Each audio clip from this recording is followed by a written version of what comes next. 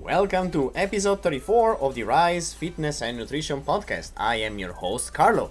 Today we are talking about some special foods that can trigger some nasty responses in your body.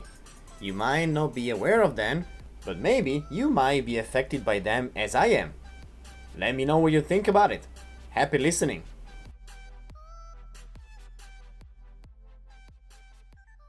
There are certain foods that can create a response in your body, and they're called trigger foods. But the response they can create can be a mental response, in case you're binging or other type of, say, eating disorders, or it can be a physical response. But sometimes we are aware that if we eat something, we'll feel sick. Say, for example, if you are lactose intolerant or celiac. But some other times we eat normally and we don't know why we feel sick. Some foods seem to be okay one day, and then all of a sudden we start feeling sick while having the same exact type of diet. And that might leave you wondering what happened, what did change, what is the trigger that created this issue in your digestion. Well, what happens inside of your digestive tract or your intestine, it's interesting. You have bacteria there. You had the good bacteria and you had the bad bacteria. And according to your diet, one or the other will grow more intensively. But there's also one thing. The composition of your gut bacteria will change over time due to a million reasons. For example, age, hormones, stress, your diet, the environment you're living in, the heat, the cold. There's a super long list of reasons why your gut bacteria, your microbiome, keeps on changing and evolving over time. So something that might have been perfect for you 1 month ago, 1 week ago, 2 days ago, might not be necessarily okay again. But it doesn't mean that this is a permanent change. In some cases, it might go back to be okay again, but this is something that you cannot necessarily control or foresee. And if you're wondering, like, what are you talking about? I don't know anything about this. Think about one thing that happens very commonly. When you're a kid, you drink milk and you're fine. Until one day, something snaps somewhere and you drink the usual glass of milk, and that's when the tragedy happens. If you're not in the proximity of a toilet, good luck with that. And that happens super often and more commonly that you can imagine. The thing is that some of us become lactose intolerant very aggressively or mildly, but some others, after going through such a phase, they go back to be okay eating dairy. It happened to me when I was a kid. All of a sudden, I could not drink milk at all. And then something changed again, and I was fine with it. I can still drink milk without any kind of repercussions or issues. Some of those changes are written in your DNA. Chances are, if you have somebody in the family that has particular issues with some categories of food, it might happen to you sometimes during your life as well.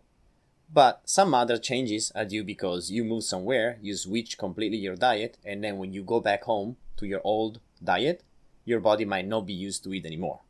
And these are things that can happen to everybody. Or imagine you're going on a travel somewhere exotic and you eat different food and your stomach does not want to cooperate at all and you feel sick all the way through your travel. So this is unfortunately common. But that's because our body adapts to the diet in the area you live in. And your gut bacteria does the same. So the composition of the good microbes and the bad microbes adapts to the area you live in. So if you go somewhere else and you introduce something that your bacteria don't know exactly how to deal with, that's when issues happens. But, and there's a but here, there's a particular category of food that can create issues to a large number of people without any specific reason and without these people being aware that there's a common trigger in a lot of different types of foods. And I am one of those. I have some specific foods that trigger terrible reaction in my stomach, aka I feel really sick. And this thing has been going on since I was a child. And I was not aware what could be the issue until I stumbled on an article on a health website that was talking about Fodmap foods. Maybe you have heard about Fodmaps before, or maybe not. Maybe you have some foods that you don't know why they hurt when you eat them. So if you are one of these people, let me shed some light on this potential issue that you might have without being aware of. First of all, what the hell is a Fodmap?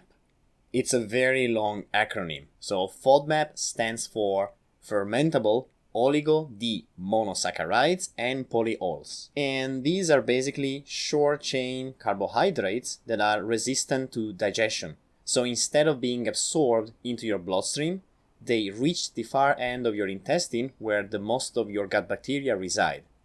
And think about this. Your gut bacteria uses carbs for fuel, producing hydrogen gas and causing digestive symptoms in people that are sensitive to these types of foods, the Fodmaps. Also, another nasty thing they can do, they draw liquid into your intestine. And this, first of all, makes you feel bloated, but also can cause, in very sensitive people, diarrhea. So, yup, not funny. But the point is that not everybody is so sensitive to Fodmaps that they have diarrhea semi on the spot. There are degrees of sensitivity as well as there are so many types of Fodmaps that can cause major, minor, or some issues to a large variety of people. So common Fodmaps include a few categories of foods, for example, fructose, lactose, fructans, galactans, and polyols.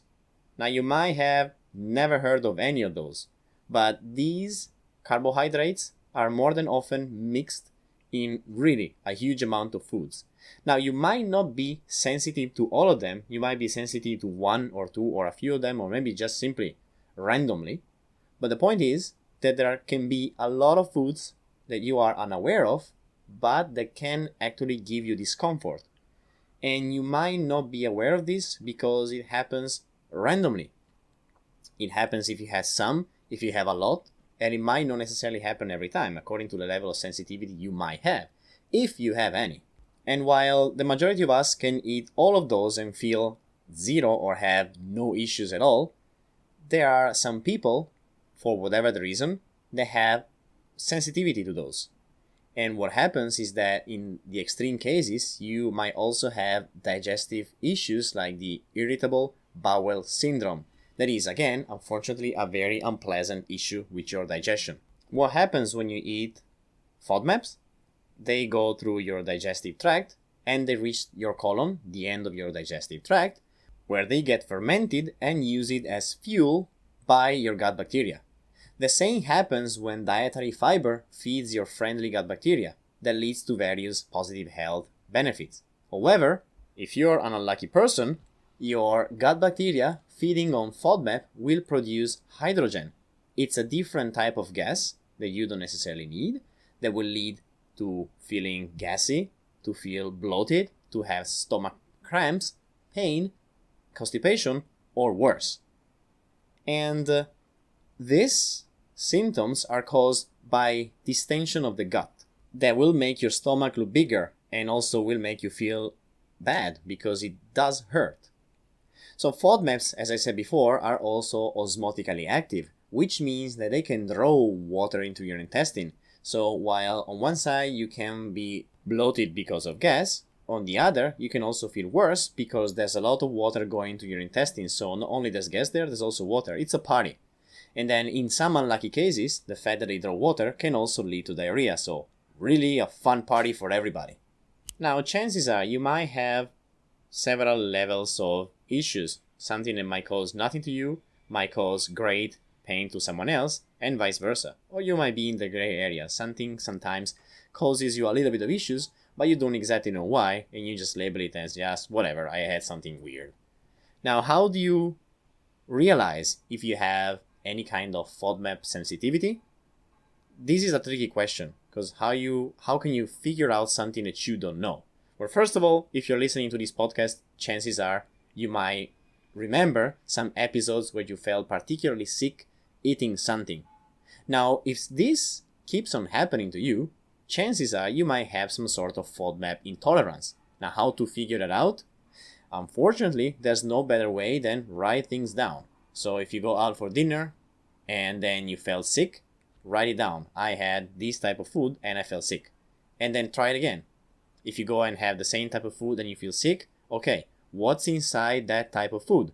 And go figure out the ingredients and using good old Google, find a list of the Fodmap foods and then counter check them. If the food that made you sick is also inside the list of negative Fodmap foods, chances are you might be having some issues because of that specifically. Now, if it's difficult to go out for dinner or lunch or whatsoever and have one single specific ingredient, because most of the time when you eat something that has been cooked in a restaurant, there are multitude of ingredients, sauces, spices, what's not. So one other thing that you can do is to try cooking those things by yourself, keeping the ingredient list to a minimum amount, so that you can figure out if something hurts or not.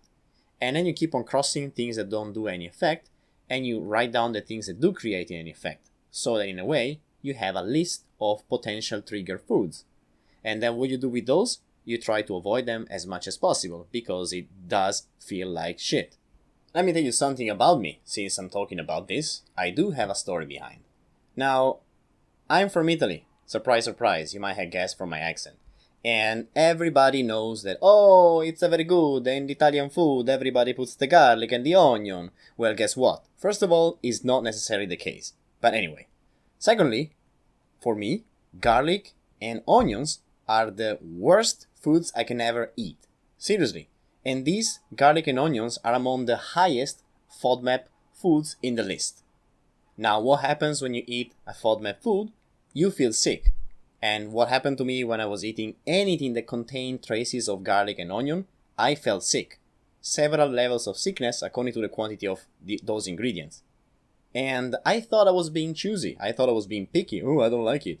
Thing is, first of all, I don't like their flavor and the smell in the first place. Secondly, even if I cannot necessarily taste them or smell them and they are hidden in a sauce, in a food, in whatever, I might not taste them again, but my stomach, my intestine will find them out. And I will feel ridiculously sick, to the point that I am super bloated and I want to throw up. And again, I thought I was being choosy. So some time ago, I tried to eat a slice of bread that had some garlic olive oil. Oh, for the love of God. A couple of hours after having dinner, I started to feel it. And I had cold sweat. I felt bloated. My stomach was in super pain. I couldn't stand up straight. I had to bend. And I had vertigo. I had everything. I had motion sickness. All of it in one shot. And that's because it was a super concentrated garlic oil. Now, how did I find out that specifically garlic and onions are the worst foods for me ever? Because I was feeling consistently sick every single time I had food that I didn't cook myself. Cooked by someone else, eaten in a restaurant, on the streets, wherever. And then I found out the existence of Fodmap foods. I searched online a list of foods and I started reviewing them. There are many, but none of the others cause me issues. For instance, watermelon apparently is one of those, and I eat a lot of watermelon and I don't feel sick. But then I found out that number 1 and number 2 are garlic and onions. And the most common thing, or the common trait in food all over the world, is using garlic and onions. And that's it. That's when I found out that those two were the source of all the issues. Because when I cook for myself, I don't use any of the two and I never have issues. In my family, nobody uses garlic and onions, and I never had issues while eating with my family. I always had issues while eating out. Surprise, surprise. What do I do now? I try to avoid them as much as I can, because they make me feel miserable, and there's no way around it. And people might say, oh, but if you avoid something, then you just feel more and more sensitive. Yeah, but I'd rather feel more and more sensitive than constantly feel like crap. How about that? So hopefully you don't have any of those issues. But if you do feel that you have some sort of food that triggers you, you might want to have a look at the Fodmap list and clear your mind. Because seriously, if you can avoid those, it's much, much, much better. And that was it for today's episode. Thank you for listening. I hope you are not affected by any of those, but if you are, well, I'm on your side. I know how you feel. I'm sorry about that. If you like this episode, please share it on your Instagram channel, and you can tag me at thecarl.fit. If you enjoyed the show anyway, a 5-star review on Apple Podcasts would be super appreciated. Have a happy rest of the week.